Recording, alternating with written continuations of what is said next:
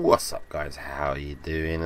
Cosmic Gary here, bringing another World Tanks video. For those of you that are new here, please feel free to subscribe to my channel, and for my regular viewers and subscribers, hello, welcome one and all. Welcome back, everybody. How's everybody doing?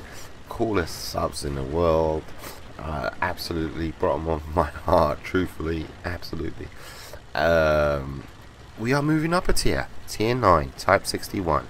The top gun unlocked, the 105mm. Very nice gun, yes indeedy.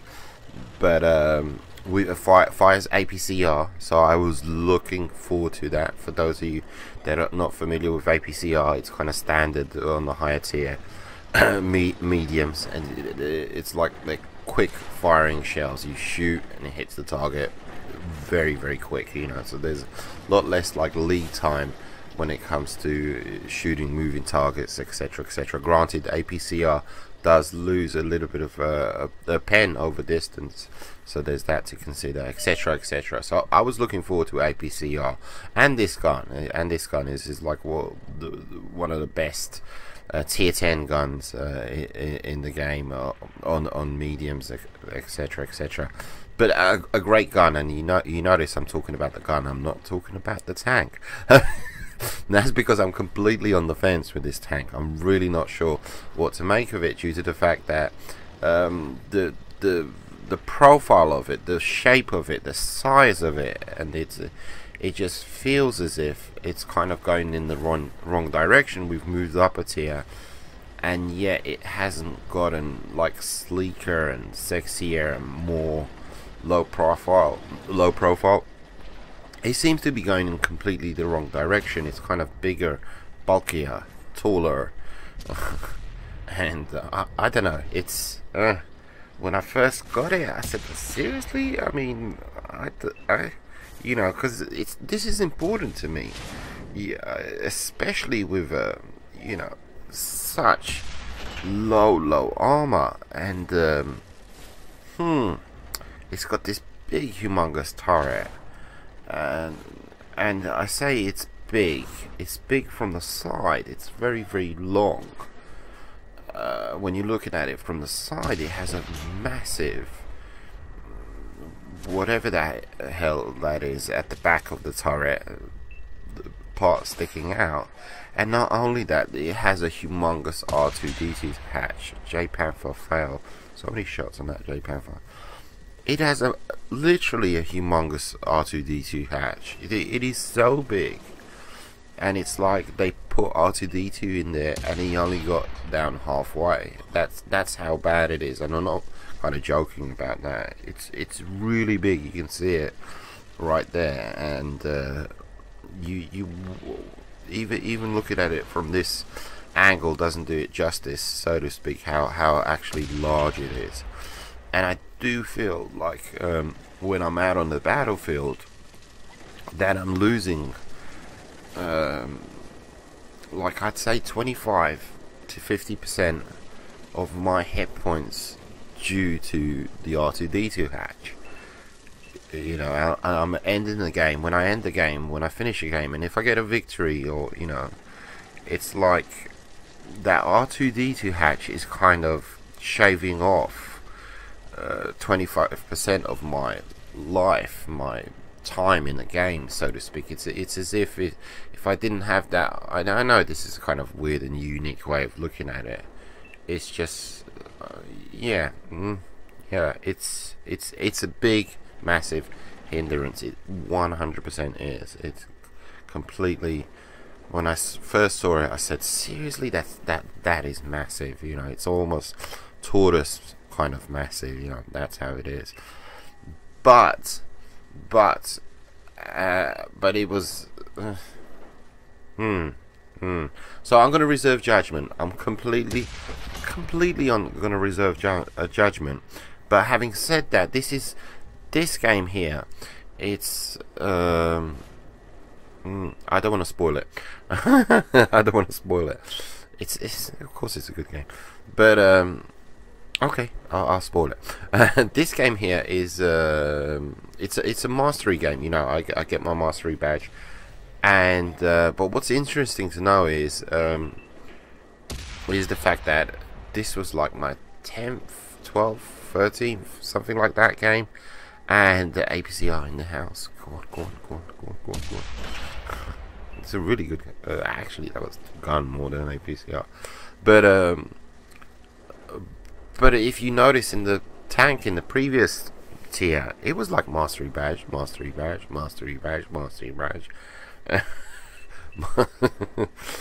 And with this tank, it took me 10-15 games to get a mastery badge, and that's not down to me. You know, I haven't all of a sudden gone stupid or anything like that.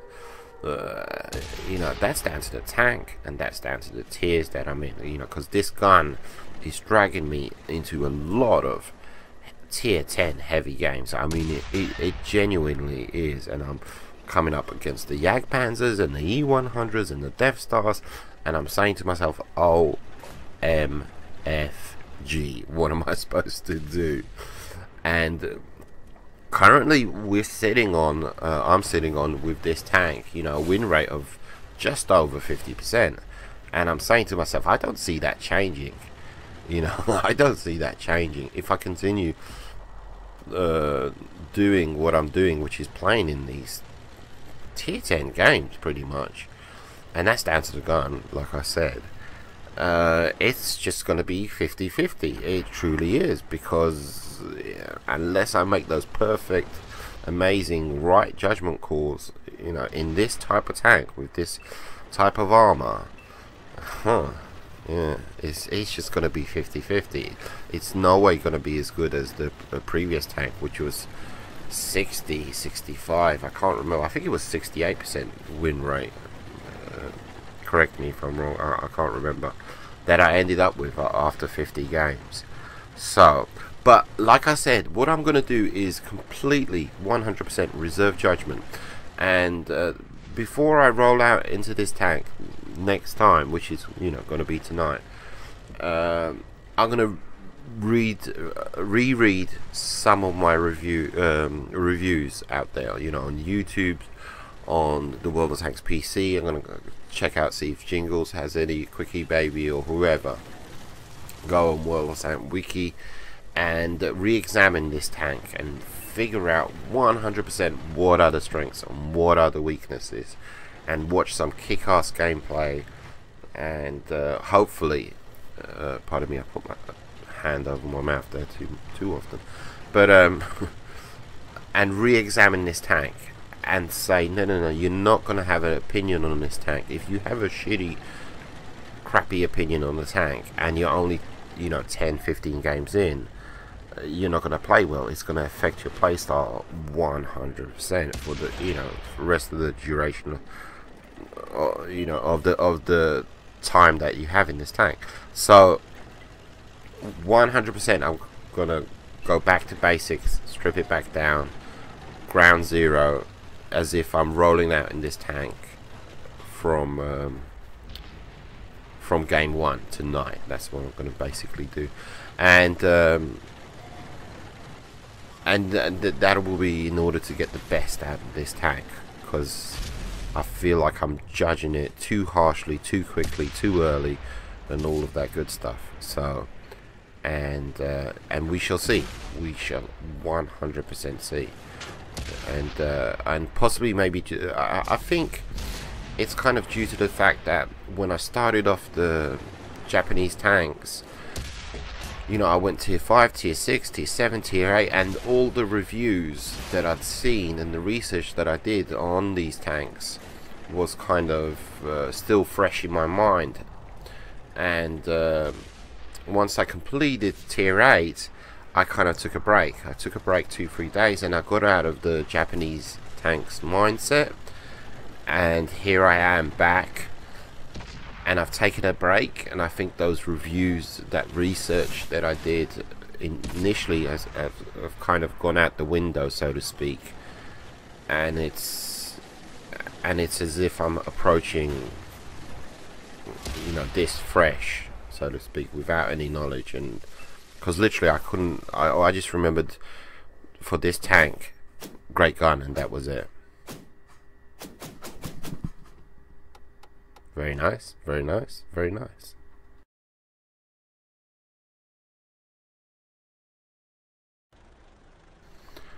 But you take a look at this game. This game is kind of very typical. Type 61. I see E100. I see T57, IS7, T62A, Death Star. E75. And I look at all these tanks, and everybody's kind of moving on, and it took me a few seconds to move on, and that's because I was kind of imagining myself up against these tanks, and saying, okay, what do I do against the E100? And of course, what do? You don't do anything. You shouldn't be up against an E100. You should be with your teammates up against an E100. And but I was but I was saying to myself, don't judge, don't judge this thing. But at the same time, I was saying to myself, okay, let's go into town. I can't go into town. How do I go into town? With this thing? Are you kidding? If there's a Death Star there, boof, I'm dead. If I was in the Death Star and I saw me, I'd think, Merry Christmas, And, but, can I go to my left? I can snipe, down in that little sniping valley, whatever the hell you call it. So, I said, okay, you know what? Do what you normally do. Do what you normally do. Come up here and try and snipe. And try it seriously, whatever. And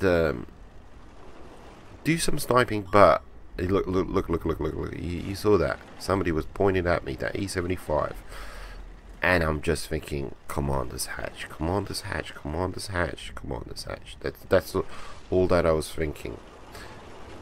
And it's because I've had my butt kicked. Not my butt kicked, but I'd be hulled down. Not hulled down, I guess, in it.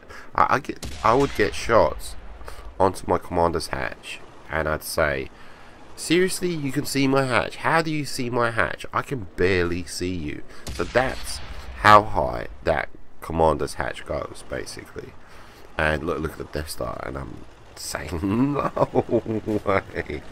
no way, I'm not even going to pull back until I don't see you. I'm going to pull back until, I fly off the back of the map, the edge of the map behind me. No way, you just like sneeze on me and I'm a one-shot. And that, gentlemen, is how you deal with Death Stars. Absolutely, but look at me, I want to kill the Death Star. 100%. That is actually true. I've mentioned this before. That is how you deal with OP tanks. You just don't give them a chance, and you locate them, and you find them, and you kill them with your teammates. But oh, come on, son of a look! I'm trying so hard. I want to get a Death Star. Do you want a Death Star? And we're good. We can move into town and help, assist, all of that good stuff. But yeah, so it's a tier 10 game, and now we're good. Just have at it, kind of thing. Don't go for a ram. Don't be silly. Just stop there at the last second. I've managed only one pen so far. Now that was on the Death Star, I do believe. But yeah, the first game was much better than this one. But still, both great games. But yeah, like I said, I'm going to reserve judgment. I'm going to go back to the drawing board with this tank, 100%. And I'm going to research the thing. And so I can get the best out of it, absolutely. But it does feel a little bit like the French mediums. And I think I mentioned this before with this line, where you're given, in the French mediums, you're given these little scouts, tier 5, 6, 7, 8, and then 9, and I know there's no scouts here, but 9 was just like the Lorraine. What the heck is this? Why have you given me this tank? This is such an odd tank. It is, and and they were kind of, the Japanese mediums were kind of progressing very nicely in shape, size, and mobility and gun, and sort of, kind of, it was on the right track, so to speak. There was definitely an evolution, so to speak, with the tanks, with the mediums, and then you're presented with this, and definitely the gun is an evolution, and a step in the right direction, of course, absolutely, duh.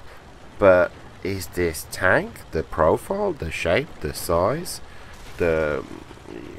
there's definitely I think the mobility is there, the speed is there, it's very nice, but the profile, the shape of it, I was saying, this is the SDA-1 was a very beautiful little tank, and I've kept it, by the way. I'm attempting to keep it, by the way. But if you compare the profile, like on the side, the SDA-1 was like a Ferrari, you know. It was aerodynamic, it was much sleeker than this tank, and well, this one is just a classic, almost World War II, I would say. Look at this, this is, I can't, look at that. I was trying to stop, but I literally slid off. Hello. And I know Artie's in play, but it's almost, and I don't know my history when it comes to the tanks, but this looks like a World War II tank, you know. It looks like a World War II tank, whereas the SDA one looks more, a little bit more like, you know, I don't know, a few decades later or something, I'm not sure. And yeah, this, a classic, looks like a classic, so to speak, classic tank. But anyhow, I'm faffling on, sorry.